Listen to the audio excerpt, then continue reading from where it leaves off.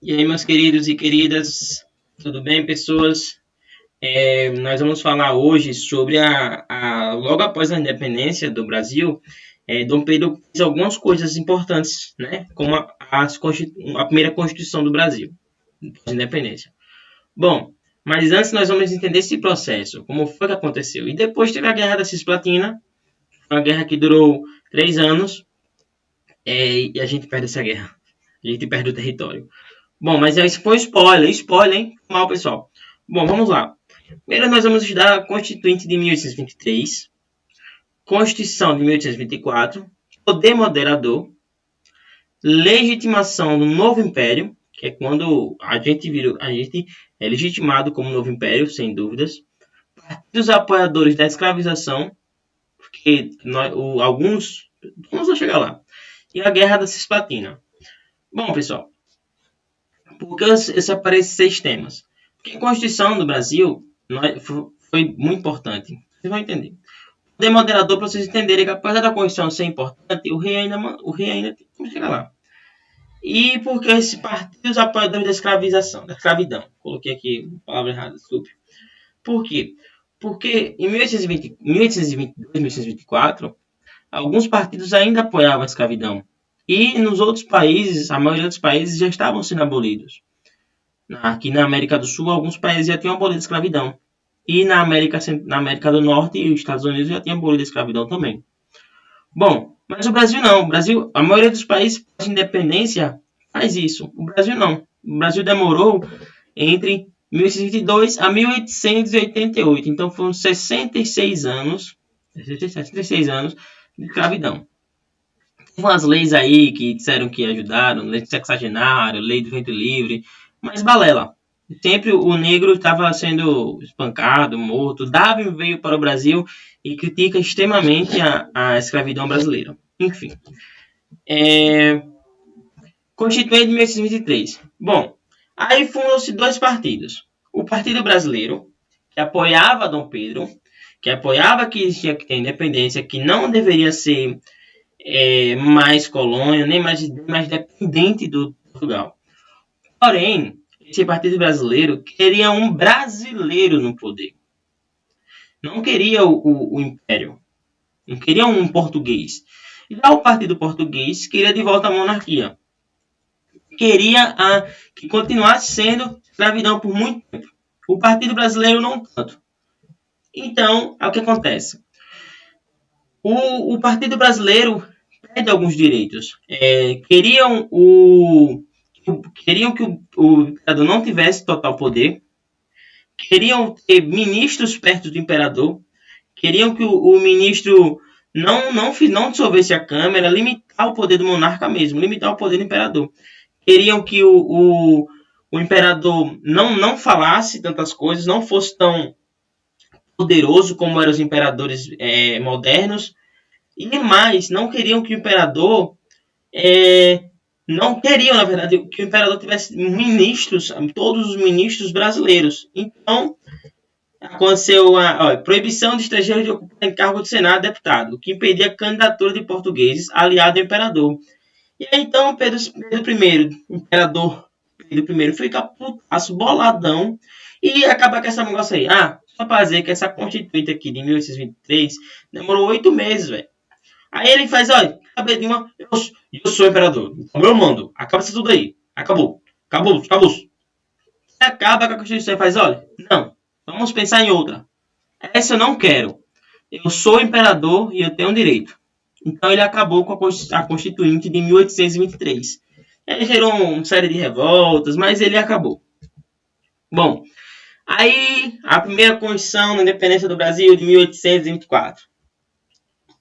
Ele criou o que é chamado de Constituição mais liberal da América Latina, América aqui do Sul. Por quê? Não teve participação popular, lógico. Por quê? Olha lá, eu coloquei aqui. Em seu tempo, uma das mais liberais do mundo e talvez a mais liberal das Américas. Por que foi tão liberal isso aí? Porque restringia certo poder dele.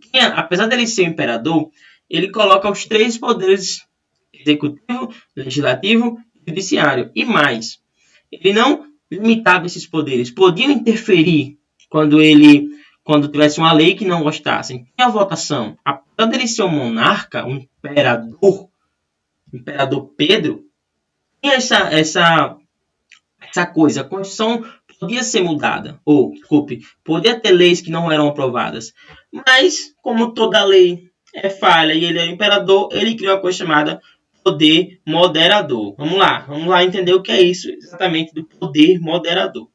Executivo, legislativo e judiciário. Vamos lá entender os poderes. Executivo, exercido pelo imperador e pelo ministro do Estado, tinha como função administrar o país e organizar as ações militares. Bom, já percebeu que está ali, exercido pelo imperador. Não importa, ele organizava o país, administrava o país e as ações militares. Legislativo, pela lei geral, que era composto da Câmara dos Deputados e dos Senadores, como até hoje é. Tinha como função formular, interpretar ou suspender leis. Bom, aí você percebe que ele não é tão tirano, nem tão imperador assim. Por quê? Porque o povo já está exercendo as leis. Né? Então, pode suspender, pode interpretar. Como é que ele virava político nessa época? Deputado. Você tinha que ser rico, branco e ter amizade. Alguma amizade ali para você poder ser político. Dono de terra, fazendo cana-de-açúcar, dono de engenhos. Tem que ter uma quantia muito alta de valores. Mais de 21 anos, sendo homens, a mesma Constituição parecida com a da França. Apesar que a maioria das constituições futuras, depois da Revolução Francesa, se espelharam na Constituição de 1791 da França. Data não é importante para neném, concurso, vestibular, não importa. Bom, o judiciário, exercido pelos juízes, tribunais, e fiscalizava as aplicações da lei e seus infratores. Isso é normal, todo lugar tem basicamente isso. Tem uma lei, você vai lá, infringe a lei, infringe o infrator, roubou, lei, lei. Não era mais o rei. Agora, o poder moderador. Vamos lá saber o que é isso.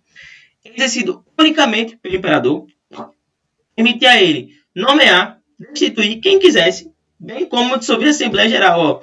Ele podia acabar com isso aqui, rapidinho, pela Assembleia Geral, rapidinho. Quando fosse da sua vontade, vetar leis que não lhe agradassem. Bom, as pessoas podiam criar leis, podiam fazer o que quisesse, mas ele podia cancelar isso. Se não agradava, ele cancelava. Ele era o imperador, ele podia, não é?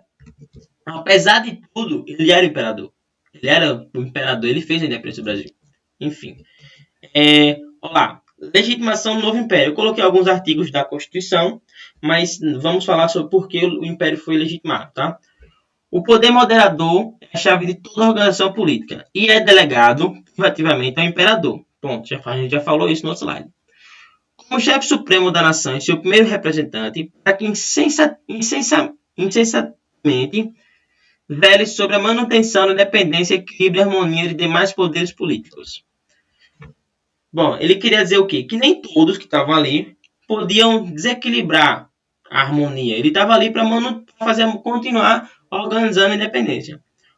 Nomeando senadores, nomeando e demitindo livremente os ministros, suspendendo os magistrados, no caso do artigo 15, aí que eu não coloquei o artigo, perdoando e moderando as penas impostas aos réus, coordenados de sentença, concedendo anistia em caso de... Resumindo, ele podia fazer tudo mesmo tendo os nomes. E era mais liberal da época. Imagine como é que eram as outras. As outras devem ser muito pior. Olha lá, eu coloquei aqui os partidos que apoiavam os engenhos, que eram esses dois aí. Os senhores de engenho, apoiavam a escravidão. Os senhores de engenho e os partidos portugueses. Os senhores de engenho apoiavam a escravidão por quê? Bem, desculpa, eu não falei porque é legitimação do novo império, me perdoe. Eu não coloquei aqui também. O império foi legitimado por causa dos acordos comerciais com outros países, principalmente com a Inglaterra. A Inglaterra com o Brasil fez comércio por muitos anos. A Inglaterra era o maior império da época e o Brasil estava ali crescendo, né? Então precisava de um apoio do império forte. Partido que apoia a escravidão. O partido português sempre apoiou a escravidão, porque com a escravidão tem a possibilidade de voltar a ser colônia ao Brasil. E os senhores de engenho para não perder a mão de obra, senão vai ter que pagar. A mão de obra mais barata é mão escrava, infelizmente. E a Guerra das Cisplatinas. Bom, atualmente, Uruguai. A guerra foi sempre popular, resultou muito imposto, quem ganhou isso aqui para o Brasil foi Dom João VI, muitas mortes, e aí Ó, o fracasso generalizado no conflito minou ainda mais a reputação de Dom Pedro I, que para muitos se mostrava autoritário. Bom, quando ele perde, haja o texto escrito, quando ele perde, o Brasil cai. Por quê? Porque Dom Pedro, as pessoas não tinham essa. Ele tinha uma rejeição popular muito grande. Diferente do seu filho, Dom Pedro II, que tem uma rejeição, que tem uma aceitação muito grande pelo povo. Dom Pedro, além de ter uma recusa do povo, ele tem uma recusa dos próprios ministros. Tanto que quando ele sai, os ministros tentam. As regências todas que estão ali são bem confusas, até Dom Pedro II assumir a maioridade. Bom, pessoal, é isso. Espero que tenham entendido. Qualquer coisa, podem mandar mensagem para o meu e-mail. Aí, valeu. Abraços.